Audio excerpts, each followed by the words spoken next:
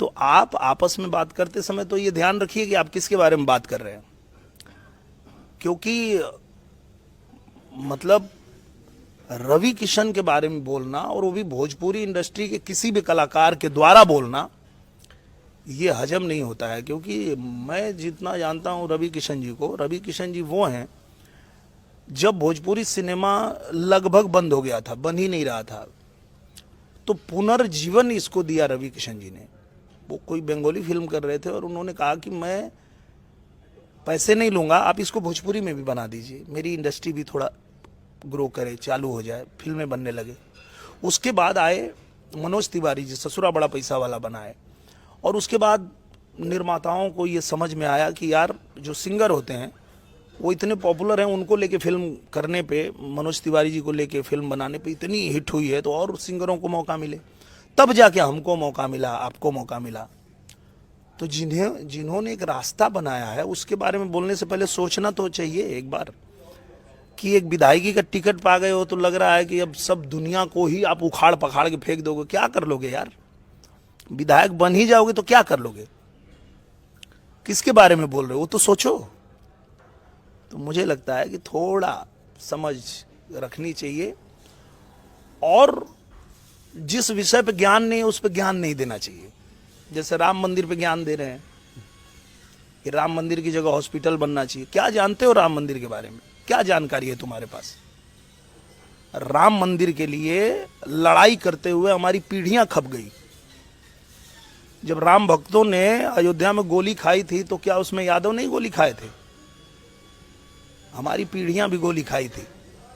तो जो लोग अपनी जान की बाजी लगा दिए उस मंदिर के लिए, जिस मंदिर को कोई बाहर से आता है और तोड़ के उसको मस्जिद बना देता है, और वापस जब हमें मौका मिलता है कि हम अपने उस विरासत को वापस बनाएं, तो तुम ज्ञान दे रहे हो कि उसको वहां पे हॉस्पिटल बना देना चाहिए, हिंदू का भी मुसलमान का भी इलाज होगा।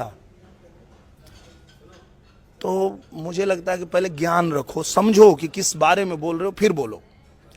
और इनका एक प्रॉब्लम ये है कि ये गायक हैं, इनको गाने के लिए बुलाओगे और ये मोटिवेशनल स्पीकर बन जाते हैं, ज्ञान देने लगते हैं, और उस विषय पे ज्ञान देने लगते हैं जिस पे इनको जीरो नॉलेज है। अगर उनको पूछेगा कि एमएलए का फुल फॉर्म क्या होता है तो पता नहीं होगा। लेकिन ज्ञान देने के लिए इतना बस मुंह खोलेंगे और ज्ञान शुरू हो जाएगा इनका। थोड़ा संयम रखिए बोलने से पहले, और किसके बारे में बोल रहे हैं, किस विषय पे बोल रहे हैं, पहले उस पर ज्ञान रखिए।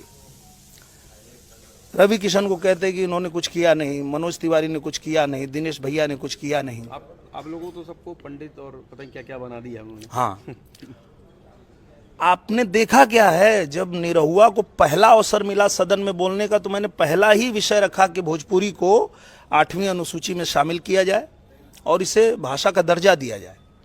खेसारी ने बोला है कि कृष्ण के वंशज वो हैं, दिनेश लाल यादव भी जाएंगे प्रचार करने, इस पे क्या जवाब है आपका? देखिए मैं एक बात बोलूंगा और बहुत लोगों को मिर्ची लग जाएगी, पर कृष्ण के वंश में पैदा होकर के अगर कोई राम मंदिर का विरोध करता है तो मेरे हिसाब से वो यादव है नहीं, वो यदुमुल्ला है।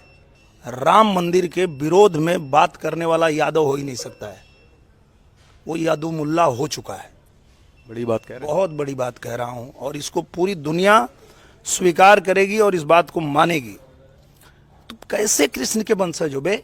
हिंदू धर्म में पैदा होकर के वोट के लिए हिंदुओं का अपमान कर रहे हो, हिंदू के पूजा पद्धति का अपमान कर रहे हो, हिंदुओं के मंदिर का अपमान कर रहे हो, हिंदू के जो भी देवी देवता हैं उनका अपमान कर रहे हो। किस बात के हिंदू हो और अपने को कृष्ण का वंशज किस बात के लिए कह रहे हो? पैदा हुए होगे तुम कृष्ण के वंश में, लेकिन तुम यदुमुल्ला हो चुके हो। इसको लिख लो, इसको स्वीकार कर लो।